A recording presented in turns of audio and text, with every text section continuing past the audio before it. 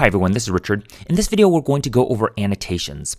Annotations is something that I did touch upon on my Angular Dart videos, but I didn't really go in them specifically in general, just for Angular Dart. But more than that, I think I'm going to do those videos over again anyway, so this is a new video. This is kind of a side video, I guess I would say. I'm actually trying to look into web server on Dart, and this is basically one of those things that in frameworks, they have a lot of these annotations, and if we don't know about them, well, it's going to stop us before we even begin. So I'm going to probably make, at least I think, some videos off and on about some of these subjects, just so that we can understand them better before we can understand the bigger picture of a framework, Angular, Dart, or something like that, okay? So annotations, what are annotations? Annotations are metadata. Metadata is basically best described as data about data, information about data. For example, I take a picture, say like my dog, okay? So I have a picture of a dog and there's some background information and a tree and skies and stuff like that.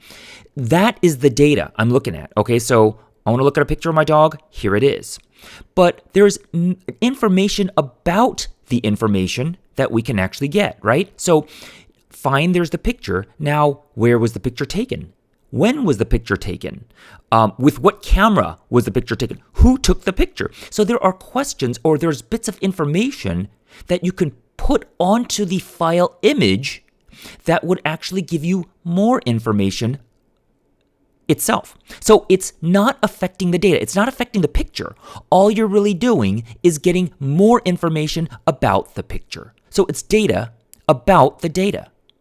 Why is that important? Well, in some cases, it's not that important. If I have a picture in front of me, it's really not that important, right? Because I'm looking at it. But what if I have a huge file of 10,000 pictures and I want pictures of strictly just my dog? Well, I could look through all 10,000 pictures, or if there's a tag on them that says dog, I could use an application that searches metadata and tells me, here are all my pictures with the label dog. Or I could say, I want to search all pictures taken on December 1st, 2010. And if I did not have metadata on those files, on those pictures, I couldn't actually search it. But if I have the metadata on the file, then I could actually search out all pictures taken December 1st, 2010. Okay? So in that way, metadata is not that important because it's separate from the data itself. But in other ways, it's not the actual data itself, but in other ways, it's unbelievably important because we can actually do a lot more than we would otherwise do without it. All right? So that's the same thing with here. So let's go over a couple of these annotations that are built into Dart. Deprecated override proxy. Deprecated. What does deprecated generally mean? Well, we've used this term before, and basically it is if you have a method, a class, a function, something like that, that you're no longer using, but you don't want to just outright delete it, that's called deprecated. All right, so let's, for example, class cake, the method cut, you cut the cake. Cake will instantiate it, create a cake, cake.cut, and it says you cut the cake, right? So what if I go back and say, well, wait a minute, this is not quite idiomatic Dart. This is not the type of Dart that you want to actually print. We're going to refactor this, okay? So you shouldn't say cut. What you should say, what would be more appropriate, is saying void OnCut, because the verb, the what's that called? The method is better described with a terminology, I guess, with the standardization of what you're actually doing, the verb OnCut, okay? It's hard to explain other than you cut the cake. That's just the styling that we prefer to actually have. So you'll see that many of these things are on something, on listen, on something. I'm blanking on what to actually do, but that's the styling, okay? So I want this to be styled a little bit better. So what if I do this, I delete this, and I use this? Well, how many times am I instantiating cake in my code? Okay, this is nice and simple, but what if I have 10,000 million lines of code and I instantiate cake a number of places and I use .cut? well, what's going to happen is I'm going to break the code, right? I'm going to get some errors. But I don't want to do that to people because then they're going to have to basically get my code, change it all at once, overnight, right now, before anything will work. What I want to do instead is say, no, you could still use this. But from now on, I want you to use OnCut because in the future, maybe in a year or two, maybe the next version, I'm going to chop this out altogether. So that would be preferable. You can use it, but it's not the preference. What I would do with that is say at deprecated. So that basically lets me know that, okay, the thing that follows the method, the class, whatever, immediately after the annotation is what this is tagging. Okay, so this is the metadata for this method itself.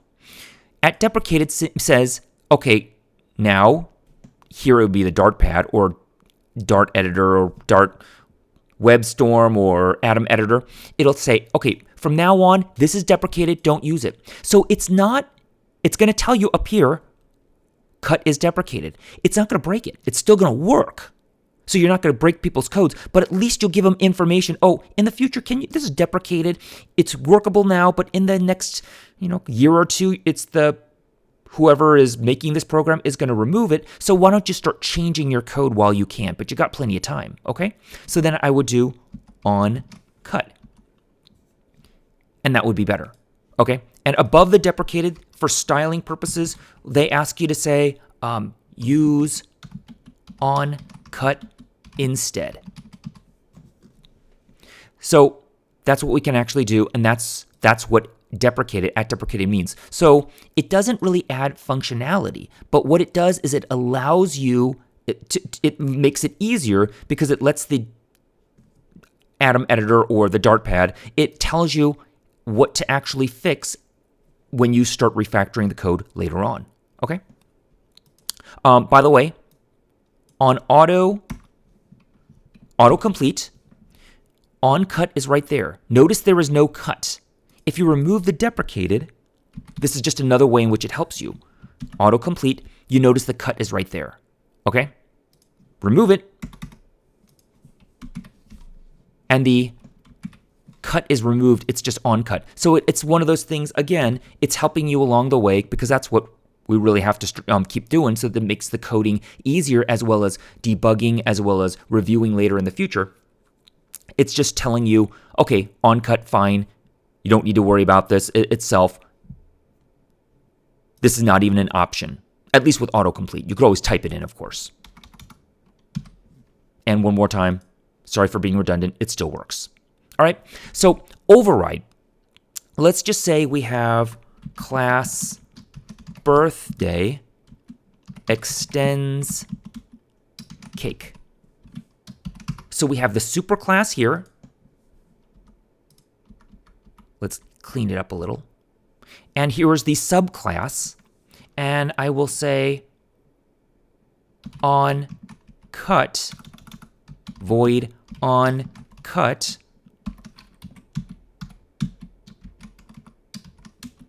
print you cut the birthday cake. All right, so we will instantiate birthday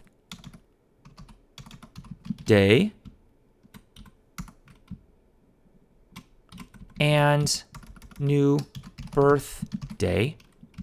And so I'm going to cake dot OnCut. So what is that going to say? It's going to say you cut the birthday cake, right? But the superclass also has OnCut right here. So you can also put on cake.cut because it's going to inherit, remember, birthday, it's going to inherit all of the methods up here. You can write that even though it's deprecated. You cut the cake, right? Not that you should. I'm just saying that it's always doable, just as a reminder. So OnCut, you will have the characteristics of this method itself. Because you're redoing the method, you're retyping it in, it's going to take on these properties and not these properties of the superclass. Now, why would you want to do this? Well, sometimes you want to do it for a reason, but you might want to just say OnCut birthday cake so that it's nice and simple. So when you're doing the autocomplete, you can do OnCut, you cut the cake, or OnCut birthday cake, you cut the birthday cake. So that's an option. But what if, say, for example, no, there's a specific reason I want to keep it the same name, but I know what I'm doing. There is no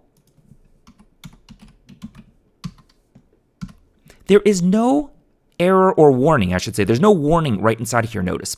But from what I understand, the WebStorm, and in the Atom editor, there's no warning. But from what I understand, the WebStorm editor will give you a warning. It's like, are you sure this is what you want to do? Because there's no reason for you to do this.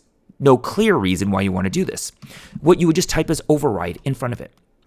So if I'm correct, I haven't actually tested this out because I don't have WebStorm, but if this is correct, this basically tells the WebStorm editor, or whatever editor it should be in the future, it says, I know I'm actually redoing this method, but I'm doing it for a purpose. Don't give me an error because I know what I'm doing. I want it to do this and not this of the superclass. That's all it's telling you. Again, it doesn't change functionality.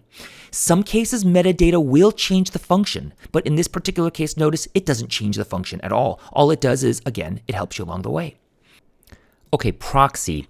Proxy actually goes in front of a class. So we said override and deprecated goes usually in front of a method, although deprecated can actually go in front of a class also if you're going to deprecate the class. But override, I think, only is going to be over a method. Proxy is going to be only over a class. So every class has built in it what we call a no such method. Okay, so basically, if you're going to say something like for example, on done,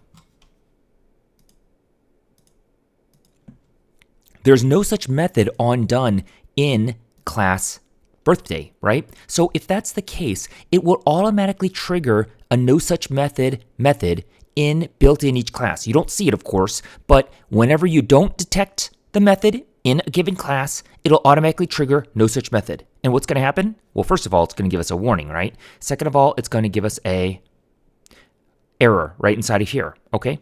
So what if, for example, you say, there is a situation where I will use methods that aren't necessarily going to be for this particular class. I'm not sure why you would, but let's just say that may happen in my particular application. So I'm going to say, well, it's going to be an override, right? Because every class has automatically a no such method, so I'm going to put override so that I can say, no, I don't want the default no such method. I want this one, and I want it to say,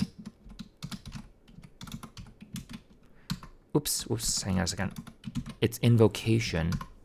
Let's just say that's the parameter necessary, and I'm going to say print you are using a method that doesn't exist.